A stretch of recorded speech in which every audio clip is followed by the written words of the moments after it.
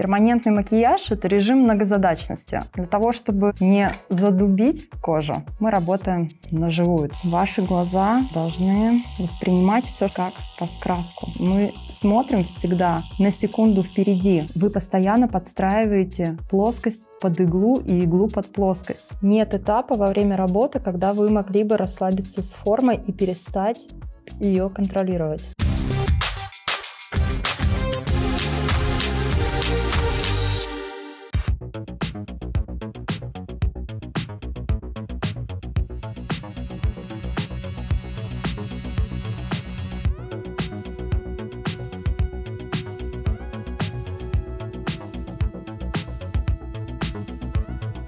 Всем привет! Меня зовут Плотникова Екатерина. Мы с вами на канале YouTube Hanafi Color Pigments. Сегодня мы будем создавать пудровые брови для светлого цветотипа. Екатерина Плотникова решает любые проблемы с бровями. Опыт работы в люксовом салоне перманентного макияжа в Саудовской Аравии. Прошла отбор из 300 мастеров. Выбор пал в пользу натуральности ее работ. В профессии уже более 8 лет. Основатель школы-студии перманентного макияжа в Москве. Создатель авторских курсов и обучающих программ. Наставник золотых и серебряных призеров чемпионата России по перманентному макияжу. Призер, судья и спикер чемпионатов и конференций по перманентному макияжу. Неоднократно давала экспертные интервью на телевидении и в журналах. Обладатель международной премии за высокий уровень обучения мастеров перманентного макияжа. Екатерина всегда развивается и прошла многочисленное количество тренингов известных спикеров. Тони Роббинс, Бодо Шефер, Марси Шимов, Джон Грей, Алан Пис, Джон Кехо. Задача Екатерины – научить и дать понимание. Ее девиз «Плох тот ученик, что не превзошел учителя». Она заинтересована в успехе каждого своего ученика. Эскиз я всегда выстраиваю в соответствии с морфологией лица. У каждого человека индивидуальное строение косточек здесь и здесь, и также строение мышц. Если мы от начала брови до точки излома будем делать четко прямую, это будет слишком неестественно. Очень важно учитывать, как морфологически в соответствии с каждой стороны лица, с каждым глазом располагается бровь, и нижняя линия брови не должна заходить на косточку и должна плавно огибать мышцу. Но не переигрывайте. В начале брови мы не делаем супер какую-то мощную волну. Мы лишь делаем согласно мышце очень-очень мягкий прогиб. Я сделаю фиксацию эскиза маркером, но не рекомендую брать свежий, новый, только что с прилавка, потому что иначе вы можете поставить слишком яркие точки, и их будет сложно смыть. И затем мы откорректируем бровь пинцетом. Когда я проставляю точки, я всегда смотрю, чтобы моя рука была четко на опоре и стараюсь держать 90 градусов маркер к брови. Мы переносим уровень основания брови, нижний уровень и верхний уровень стараемся посадить на одну линеечку. Для того, чтобы брови получились максимально симметричными, очень важно привести к одному консенсусу начала брови по нижней линии и по верхней линии. Самое главное, чтобы нижняя линия брови плавно огибала косточку, но не ложилась на нее, иначе это автоматически закроет взгляд. Направление хвостика тоже очень важный аспект. Если разделить ухо на 3 части, то направление хвостика мы отправляем между первой и второй частью. Хвост смотрит не в сережку. Учитывая физиологические аспекты строения косточек и мышц, это поможет сделать вам симметричные брови, одинаковые, красивые, но с учетом индивидуальности вашего клиента. Я 4-й год работаю на пигментах Hanafi. Для бровей я использую только эту фирму. 1, 2 и 3 для бровей. Это мой любимый микс для блондинок. Он заживает нейтральным бежевым. Пигменты 2 и 3 пропорции 50/50 и на общую консистенцию 1 капля единица. Я часто использую разбавитель 1 каплю на общую консистенцию капсика. В данном случае я не буду использовать разбавитель, так как у нас есть аллопеции по нижней линии, есть просветы по росту бровей. Наша задача сделать так, чтобы где волосы не растут, визуально было ощущение, что там густо. Первые 2 прохода я работаю на бровях без анестезии. Кожа воспринимает пигмент лучше. Для того, чтобы не задубить кожу, мы работаем на живую. Окошечко в картридже у меня смотрит правую диагональ от меня. Перманентный макияж – это режим многозадачности. Важно учитывать множество факторов. Натяжку кожи, постановка вашей руки, опора на мизинце, для того, чтобы вы не заглублялись в кожу с помощью иглы и аппарата. Поворот головы клиента. Вы контролируете все эти факторы и постоянно думаете о том, что делает ваша рука. Голову клиента я отворачиваю немножко от себя, ставлю руку на опору. Я работаю с плоскостью. Левая рука делает натяжку наверх, большой палец левой руки оттягивает кожу на себя. Мы раскрываем кожу. Я всегда делаю страховочные махи для того, чтобы проверить свою траекторию. Только затем я плавно опускаюсь в кожу и начинаю напылять. Я стараюсь работать махами, амплитудой подлиннее. По мере того, как я продвигаюсь вперед, я поворачиваю клиенту голову на себя. Все, что касается работы рядом с верхней границей брови, это всегда хорошая амплитуда. Наша задача, чтобы верхний край был воздушный. Мы стараемся не делать никаких мелких движений по верху брови. Постоянная фраза, которая должна преследовать во время работы. Это последовательно и равномерно. Не делаем никаких перескакиваний вперед-назад, слева направо. Мы идем четко с верхнего края до нижнего, хорошей амплитудой, и выходим вперед примерно на 20%, 80% мы перекрываем, но при этом амплитуду маха мы не снижаем. Первый проход я делаю прямыми махами. На последующем проходе я больше буду работать в диагональ. В диагональ проще сделать градиент, чтобы верхний край был максимально воздушным. Я не люблю делать графичность по нижней линии, поэтому мы никогда не стоим где-либо. Ваши глаза должны воспринимать все, что происходит сейчас, как раскраску. Если мысленно разделить бровь на 3 этажа, где верхний этаж — это 3-й этаж, а нижняя линия — это 1-й этаж, можно дублировать 2-й и 3-й этаж еще таким же прямым проходом. Визуально, где вы видите просвет, этот момент тоже можно сразу докрашивать. Я делаю махи только на себя. Мне так удобнее контролировать аппарат. Мы двигаемся к основанию. Здесь амплитуда маха должна быть максимальная, для того, чтобы точки были расположены друг от друга максимально далеко, чтобы получился воздушный результат. Мы фокусируем зрение на рисунок.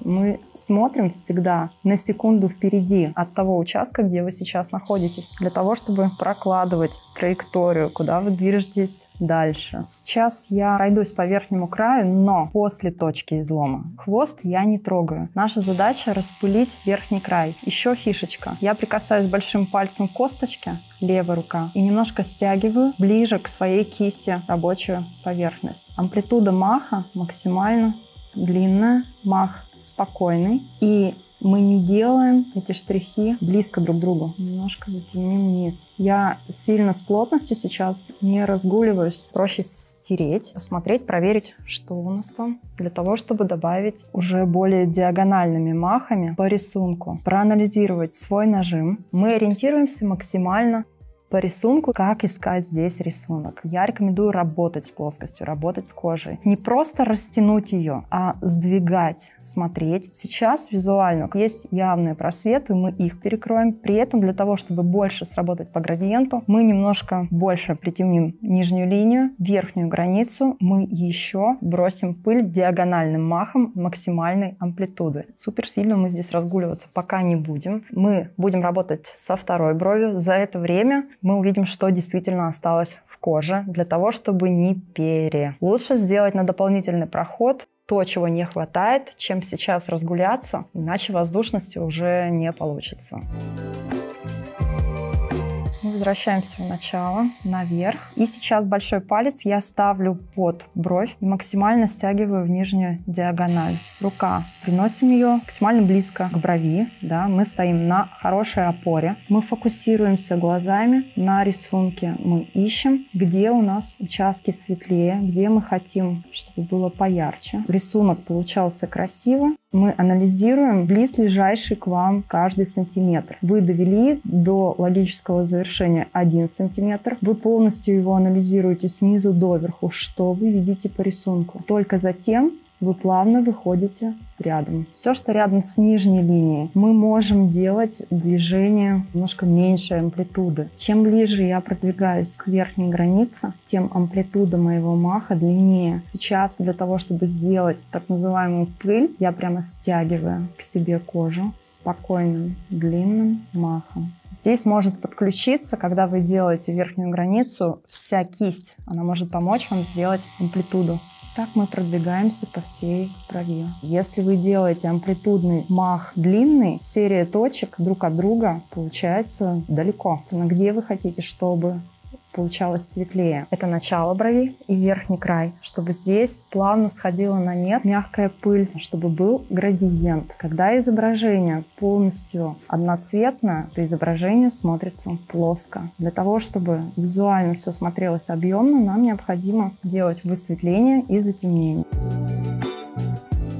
Мы начинаем работать с дальней от меня бровью. Амплитуда маха максимально длинная. Я всегда делаю страховочные махи в воздухе, прицеливаюсь. Я держу хорошо опору и все давление убираю в мизинец. И только затем от верхней границы я плавно продвигаюсь вниз. Если внутри есть просветы и вы быстро проскочили, вернемся и сделаем еще мах. Если густые брови, вам сложно видеть рисунок. Задача смотреть сквозь волосы, фокусироваться именно на рисунке. Поворачиваем голову. Рука тоже движется по направлению нашей работы. Вытягиваю начало брови немножко от себя и наверх. Если вам нужно окрасить верхний край, вы приносите руку ближе к верхнему краю. Вы постоянно подстраиваете плоскость под иглу и иглу под плоскость. Если нам нужно притемнить к нижней линии больше, чтобы здесь не было пусто, мы помним, что у нас здесь меньше своих волосков. Прямо по сделанному я продублирую нижний край. Нижнюю диагональ немножко сдвигает плоскость для того, чтобы открыть кожу, видеть, что там внутри. Уже небольшим махом мы притемняем к нижней линии. Из того, что мы только что прошли, мы вытягиваем мах подлиннее, как бы выходя из первого на второй этаж. Из серединки хвоста сдвигаем кожу. Мы делаем плоскость к себе, к своей руке ближе, мягко. Гладим с легкой вибрацией. Двигаемся к верхнему этажу. И здесь мы сдвигаем максимально кожу к себе, чтобы ближе к вашей правой руке стала плоскость. Максимум амплитуды. На полмиллиметра можем выйти поверх наших точек маркерных, но только от основания брови до точки излома. В хвосте выходить за эскиз не рекомендую. Сейчас мы стираем, смотрим, что получилось, и исходя из рисунка мы добавляем. И на второй проход я работаю максимально диагональными махами. Так будет безопаснее всего не отчеканить верхний край плотный, а продвигать от нижней границы пигмент плавно. До того, как мы наносим анестезию, я делаю еще один проход. Сейчас мы тоже работаем максимально по рисунку. Дело не в количестве проходов. Дело в итоговом рисунке, который вы видите. Диагональными махами я притемняю нижнюю границу. Из того, что я сделала по низу, я плавно вытягиваю растушевку выше. Наверху максимально длинная амплитуда и уже больше расстояния между штрихами. Я всегда стараюсь вернуться немножко назад для того, чтобы из сделанного выбросить следующий мах, чтобы он мог быть амплитудным, чтобы не лепить друг на друга точки. Сейчас мы можем нанести вторичную анестезию. Вы помните, что первичную я не использовала. Сверху я нанесу вазелин для того, чтобы немножко размягчить кожу. Нет этапа во время работы, когда вы могли бы расслабиться с формой и перестать ее контролировать. В вашем фокусе зрения всегда морфологические подсказки, косточки, мышцы. Я не рекомендую основываться на нитки, трафареты, линейки. Все эти инструменты не дадут вам реальных подсказок на лице клиента. Мы делаем следующий проход. Опять же таки максимально растягиваем в диагональ. Указательный палец наверх немножко вытягивает плоскость. Большой палец под бровь и чуть-чуть подтягивает в диагональ.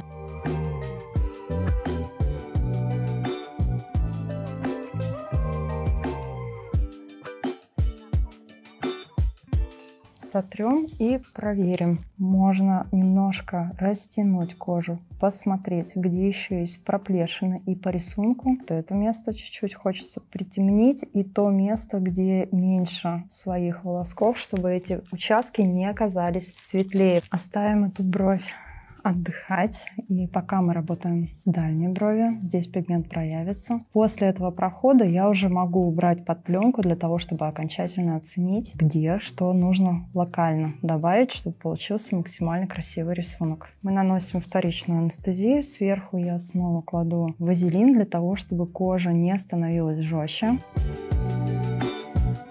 Мы приступаем ко второй брови. На себя натяжение делать и поехали раскрашивать. Не бежим вперед. Мы выводим из сделанного. Вам будет сложно прийти в хвост и начать здесь махать рукой. Да? Вам нужно вернуться чуть-чуть назад, раскачать руку и отсюда добрасывать до верхней границы или по нижнему краю. Так работать в хвосте. Вот здесь у нас большой достаточно участок, где своих волосков нет, и рост своих волос заканчивается примерно на середине брови. Мы не можем сделать однородно все одним цветом, то есть это не будет давать визуальное ощущение, что тут растут волосы. Мы должны плавно вытянуть цвет. Верхнюю границу я сейчас пока не трогаю. Там, где волосы закончили свой рост, из этого места мы растягиваем диагональные махи, но не доходя до верхней границы. Мы притемняем второй этаж брови. Мы можем локально притемнять какие-то просветы и дырочки, то есть не обязательно всю бровь заново. Мы стираем то, что мы сделали. Наносим вторичную анестезию, наносим вазелин и 2 брови 5 минут держим под пленкой для того, чтобы максимально равномерно поднялся пигмент, и мы смогли оценить, что нужно добавить для итогового прохода, для итогового рисунка.